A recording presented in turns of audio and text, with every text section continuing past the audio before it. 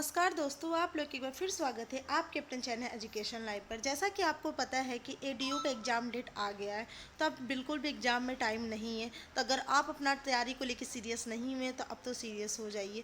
तो इसी के मद्देनज़र रखते हुए हम लोग जो एडू गिफ्ट का जो 90 डेज़ का टारगेट है वो टेस्ट सीरीज हम लोग यहाँ पर कराएँगे।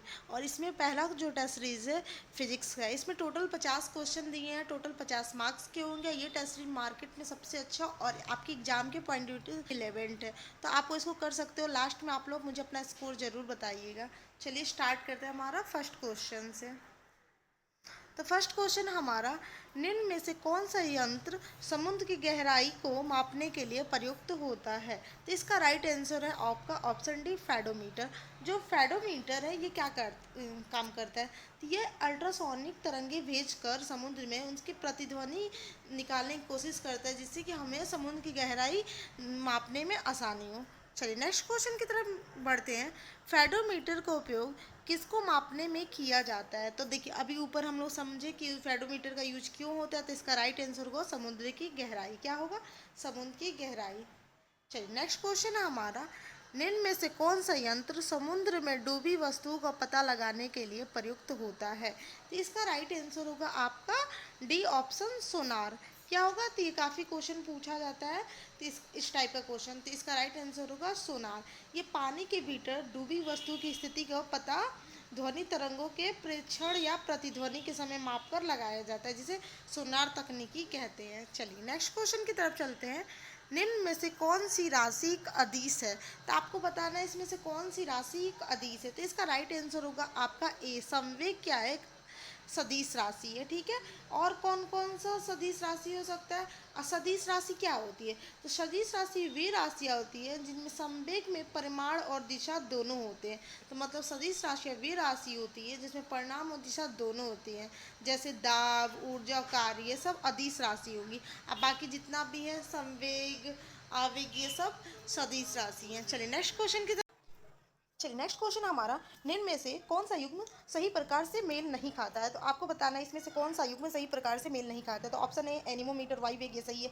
दूसरा अमीटर, विद्युत धारा को मापता है, ये भी सही है। चलिए आगे देखते हैं हम लोग क्या है ऑप्शन में। तो ऑप्शन सी टोकोमीटर, दाब अंतर। तो आपका सी ही सही नहीं है, इसका राइट आंसर सी होगा। और डी पायरोमीटर। तो पायरोमीटर का है उच्च तापमान को मापना, तो इसका राइट आंसर क्या होगा? सी। सी जो है ये गलत है। जो टोक्योमीटर है दूरी या कोण के लिए होता है। चलिए नेक्स्ट क्वेश्चन की तरफ चलते हैं। द्रव्यमान एम के कारण की गति, सॉरी, द्रव्यमान एम के कण की गति y equal to u t plus 1/2 g t square से दी गई है। तो जहाँ u आरंभिक वेग है तो कण पर लगने वाला बल क्या है? तो न्यूटन का सेकंड नियम क्या है? तो F equal to m g. तो इसका राइट आंसर क्या होगा? F equal to m g, option B इसका राइट आंसर है, आपका ऑप्शन बी। चलिए नेक्स्ट क्वेश्चन है, न्यूटन के तृतीय नियम का परिणाम निम्न में से कौन सा संरक्षण नियम है? तो इसका राइट आंसर होगा आपका बी, संवेग संरक्षण। क्या है? संवेग संरक्षण, क्रिया प्रतिक्रिया का नियम है न्यूटन का थर्ड लॉ। जो आंतरिक बल होने से सम्मिश्र पर शुद्ध बाह्य बल शून्य होता है, इसलिए संवेग स्थिर रहता है। चलिए नेक्स्ट क्वेश्चन की तरफ चलते हैं। दो वस्तुओं के अवलिलची टक्कर में निम्न में से कौन सा कथन सही है? तो आपको बताना है इसमें से कौन सा कथन सही है। तो इसका राइट आंसर होगा बी, आपका ऑप्शन बी, संवेग संरक्षित रहता है पर गतिज ऊर्जा नहीं होती है, ठीक है। चलिए नेक्स्ट क्वेश्चन है, समान त्वरण में सीधे रेखा में गति करते कण के लिए वेग समय ग्राफ के नीचे का क्षेत्रफल क्या दर्शाता है? तो इसके नीचे का क्षेत्रफल क्या दर्शाता है? तो इसका राइट आंसर होगा आपका ऑप्शन बी, शुद्ध विस्थापन। क्या होता है? शुद्ध विस्थापन। चलिए नेक्स्ट क्वेश्चन की तरफ चलते हैं। निर्वात पिंड के लिए निम्न में से क्या सत्य है? तो इसका राइट आंसर होगा आपका ऑप्शन डी, यह समान या नियत त्वरण से चलता है, ऑप्शन डी इसका राइट है। नेक्स्ट हमारा है, झील में तैरती स्टील की नाव के लिए विस्थापित जल का भार किसके बराबर होता है? तो इस टाइप का क्वेश्चन काफी पूछा जाता है, तो इसका राइट आंसर हो जाएगा पूरी नाव के भार के बराबर, आपका ऑप्शन डी पूरी नाव के भार के बराबर। चलिए नेक्स्ट है, बॉल बेयरिंग का उपयोग स्थैतिक घर्षण को किसमें बदलने के लिए किया जाता है? तो ये रोलिंग घर्षण में बदलने के लिए किया जाता है, ऑप्शन ए इसका राइट आंसर है, ठीक है। चलिए नेक्स्ट हमारा है, निम्न में से कौन सा ऊर्जा परिवर्तन घर्षण बल से संबंधित होता है? तो इसका राइट आंसर है गतिज ऊर्जा और उष्मा ऊर्जा। नेक्स्ट क्वेश्चन की तरफ चलते हैं। 14 नंबर का क्वेश्चन है, रक्त परीक्षण हेतु निदान प्रयोगशालाओं में कौन सी पृथक्करण तकनीकी उपयोग होता है? तो इसका राइट आंसर क्या होगा? तो इसका राइट आंसर होगा आपका ऑप्शन सी, ठीक है, ऑप्शन सी इसका राइट आंसर। नेक्स्ट है, झूला जब विश्राम स्थिति से कुछ ऊंचाई तक उठता है तो क्या होता है? तो इसका राइट आंसर होगा बी, गतिज ऊर्जा घटती है और वहीं जो स्थितिज ऊर्जा बढ़ती है, ऑप्शन बी इसका राइट आंसर, गतिज ऊर्जा घटती है और स्थितिज ऊर्जा बढ़ती है। चलिए नेक्स्ट क्वेश्चन की तरफ चलते हैं हम। आवृत्ति एफ और कोणीय आवृत्ति डब्ल्यू के बीच सही संबंध कौन सा है?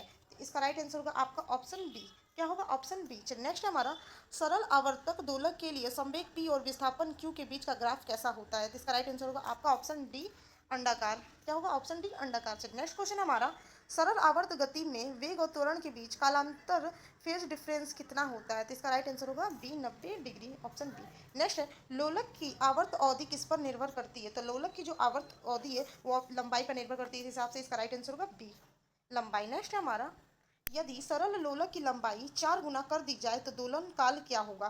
तो दोलन काल क्या होगा? तो ऑप्शन डी, आरंभिक मान का 2 गुना हो जाएगा, ऑप्शन डी इसका राइट आंसर है। नेक्स्ट क्वेश्चन की तरफ चलते हैं, 1 किलोवाट ऊर्जा माप जूल में कितना होता है? तो कितना होता है? तो 3.6 इंटू 10 की पावर 6, आपका ऑप्शन सी, सॉरी आपका ऑप्शन बी, ठीक है, सी नहीं। चलिए नेक्स्ट हमारा, ऊर्जा के बारे में निम्न में से कौन सा कथन सही है? तो आपको बताना है। तो इसका राइट आंसर होगा आपका ऑप्शन सी, ऊर्जा ना तो उत्पन्न की जा सकती है, ना ही इसका हानि की जा सकती है, नष्ट की जा सकती है, तो आपका ऑप्शन सी। नेक्स्ट हमारा क्वेश्चन है, फ्यूज का सिद्धांत क्या है? तो आपको बताना है फ्यूज का सिद्धांत क्या है। तो इसका राइट आंसर होगा आपका ऑप्शन सी, विद्युत का उष्मी प्रभाव। नेक्स्ट है, एक परिपथ में बी वोल्ट की विभवांतर पर आई धारा बह रही है तो तथा प्रतिरोध आर है, तो वी और आई का गुणनफल वी आई किसका प्रतिनिधित्व करता है? तो इसका राइट आंसर होगा आपका ऑप्शन सी, ठीक है, परिपथ की शक्ति, ठीक है। नेक्स्ट क्वेश्चन है, विद्युत स्त्री का हीटिंग तत्व समानतः किस धातु से बना होता है? तो ये किस धातु से बना होता है? तो ये बना होता है नाइक्रोम से, ठीक है, नाइक्रोम, ऑप्शन सी इसका राइट आंसर है। नेक्स्ट क्वेश्चन है, एक मायोपिक निकट दृष्टिदोष व्यक्ति लेंस की शक्ति -1.25 डायोप्टर है, उसके लेंस की फोकस दूरी और प्रकृति क्या होगी? तो इसका राइट आंसर आपका ऑप्शन डी, 80 सेंटीमीटर और अवतल लेंस, ऑप्शन डी, ठीक है। नेक्स्ट हमारा, समतल दर्पण के बारे में निम्न में से कौन सा कथन सही है? तो इसका राइट आंसर होगा, छवि आभासी, सीधी और स्पर्श उल्ट होती है। नेक्स्ट क्वेश्चन हमारा, समतल दर्पण पर आपतन किरण सहलंब से 40 डिग्री पर गिरती है तो परिवर्तन के बाद विचलन कितना होगा? तो इसका राइट आंसर होगा आपका option D, 80 degree. Next question हमारा, वाहनों में रियर व्यू मिरर के रूप में किसे दर्पण का उपयोग किया जाता है? तो इसका राइट आंसर होगा उत्तल दर्पण। क्या होता है? उत्तल दर्पण। चलिए नेक्स्ट है, लेंस की शक्ति किस इकाई में मापी जाती है? तो ये काफी इजी क्वेश्चन और बार बार पूछ जाने वाला क्वेश्चन एग्जाम में, तो इसका right answer dioptre, option D. Next question है, एक विद्युत हीटर के सिरों के बीच विभवांतर 220 वाट है और धारा 0.5 है, यदि विभवांतर घटाकर 120 वाट कर दिया जाए तो धारा कितनी होगी? तो धारा आपकी कितनी होगी? तो इसका राइट आंसर होगा 0.27 एम्पियर होना चाहिए, इसका राइट आंसर, हाँ, इसका right answer option C. Next है, यांत्रिक ऊर्जा को विद्युत ऊर्जा में परिवर्तित करने वाले उपकरण को क्या कहते हैं? तो इसको क्या कहते हैं? तो इसको कहते हैं जनरेटर, ऑप्शन डी, जनरेटर, ठीक है। चलिए नेक्स्ट है, सौर ऊर्जा को विद्युत ऊर्जा में किसके माध्यम से बदला जाता है? तो इसका राइट आंसर होगा आपका ऑप्शन ए, फोटोवोल्टिक सेल्स के द्वारा। नेक्स्ट है, निम्न में से सर्वश्रेष्ठ विद्युत चालक कौन है? तो ये कौन है? इसका राइट आंसर होगा आपका ऑप्शन डी, चांदी। नेक्स्ट है, शॉर्ट सर्किट के समय परिपथ में धारा का क्या होता है? तो इसका राइट आंसर होगा आपका ऑप्शन सी, अचानक बहुत बढ़ जाती है। नेक्स्ट है, MS रानी अपनी AC जनरेटर को DC जनरेटर में बदलना चाहती है, जो मिसेस रानी है वो अपनी AC जनरेटर को DC जनरेटर में बदलना चाहती है, उन्हें निम्न में से क्या उपयोग करना होगा? तो इसका राइट आंसर क्या होगा? तो इसका राइट आंसर होगा आपका ऑप्शन ए, स्प्लिट रिंग प्रकार के कंप्यूटरेट को। नेक्स्ट है, चुंबकीय क्षेत्र रेखाओं के बारे में निम्न में से कौन सा कथन सही नहीं है? तो इसका राइट आंसर होगा ऑप्शन डी, दंड चुंबक के भीतर कोई क्षेत्र रेखाएं नहीं होती, ये गलत है। नेक्स्ट है, समरूप चुंबकीय क्षेत्र में रखी एक आयताकार कुंडली पर आघूर्ण कब अधिक होता है? तो इसका राइट आंसर होगा जब कुंडलों की संख्या अधिक हो, ऑप्शन है। नेक्स्ट हमारा, यदि कुंडली के भीतर चल रहे चुंबक की गति बढ़ा दी जाए तो कुंडली में विद्युत धारा का क्या होगा? तो इसका राइट आंसर होगा आपका ऑप्शन है, धारा बढ़ेगी, ऑप्शन है।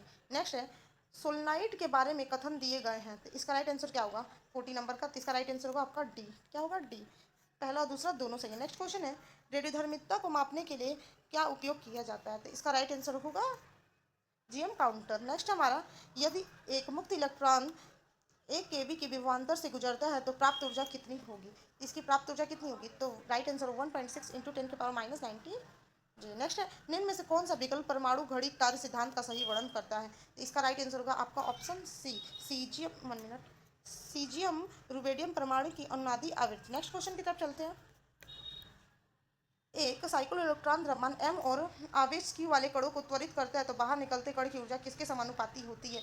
इसका राइट आंसर होगा आपका ऑप्शन ए। नेक्स्ट क्वेश्चन की तरफ चलते हैं, निम्न में से कौन सा बल प्रतिकृत मौलिक फंडामेंटल है? तो इसका राइट आंसर होगा आपका ऑप्शन डी। क्या होगा? आपका ऑप्शन डी, पहला, दूसरा और तीसरा, तीनों। नेक्स्ट है, निर्वात में प्रकाश का वेग लगभग कितना होता है? तो इसका राइट आंसर होगा 3 × 10⁸ मीटर प्रति सेकेंड। आपका ऑप्शन बी राइट है। चलिए नेक्स्ट क्वेश्चन की तरफ चलते हैं। कांच में प्रकाश की चाल वायु की अपेक्षा कम क्यों हो जाती है? ये काफी पूछे जाने वाला क्वेश्चन है। इसका राइट आंसर क्या होगा? इसका राइट आंसर होगा क्योंकि वायु का अपवर्तनांक कांच से कम होता है। चलिए नेक्स्ट क्वेश्चन की तरफ चलते हैं। मृग तृष्णा प्रकाश के पूर्ण आंतरिक परावर्तन के कारण उत्पन्न एक दृश्यम भ्रम है। ये सत्य है क्या असत्य है? केवल माध्यम पर निर्भर है कि उपयुक्त में से कोई नहीं। तो इसका राइट आंसर होगा आपका ऑप्शन है सत्य है। नेक्स्ट क्वेश्चन की तरफ चलते हैं। लाइट एमिटिंग डायोड किस सिद्धांत पर कार्य करता है? तो किस सिद्धांत पर कार्य करता है? तो ये कार्य करता है ऑप्शन सी इसका राइट आंसर इलेक्ट्रोमैग्नेटिज्म से। नेक्स्ट क्वेश्चन की तरफ चलते हैं। सी एफ एल का पूर्ण रूप क्या होगा? तो इसका राइट आंसर क्या होगा? तो हमारा सी एफ एल का पूर्ण रूप क्या है? तो इसका राइट आंसर है आपका ऑप्शन ए। तो यहाँ पे हमारा 50 क्वेश्चन खत्म हुआ। आप लोग अपना स्कोर मुझे कमेंट सेक्शन में कमेंट करके जरूर बताइए। फिर मिलते हैं इसी तरह के नेक्स्ट वीडियो में। तब तक आप मेरे चैनल पर बने